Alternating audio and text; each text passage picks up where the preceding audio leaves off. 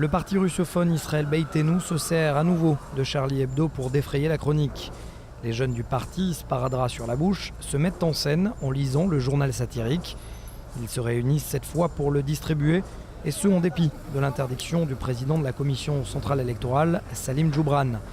Une décision contre laquelle le parti d'Avigdor Lieberman a déposé un recours auprès de la Cour suprême. Et le ministre des Affaires étrangères, présent sur les lieux, de reconnaître à demi-mot qu'il s'agit d'un acte électoraliste. Je pense tout d'abord qu'il s'agit de liberté d'expression. Mais il n'y a aucun doute sur le fait que nous sommes dans une période électorale. Tout le monde doit savoir pour quelles valeurs chacun des partis se bat.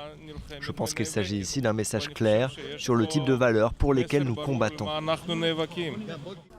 En attendant la décision de la Cour suprême, le conseiller juridique du gouvernement, Yehuda Weinstein, s'est rangé du côté d'Israël Beitenu. Une aubaine pour une formation qui subit de plein fouet les scandales de corruption concernant les cadres du parti et qui parviendrait, selon les derniers sondages, à atteindre tout au plus 8 sièges contre 13 lors des dernières élections.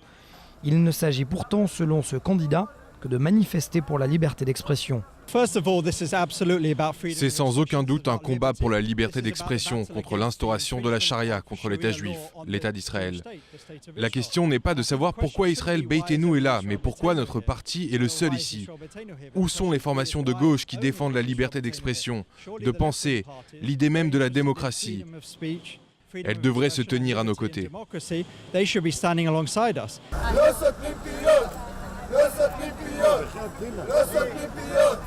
Quoi qu'il en soit, Charlie Hebdo se serait bien passé d'être invité sans le vouloir, de plein pied, au cœur des élections israéliennes.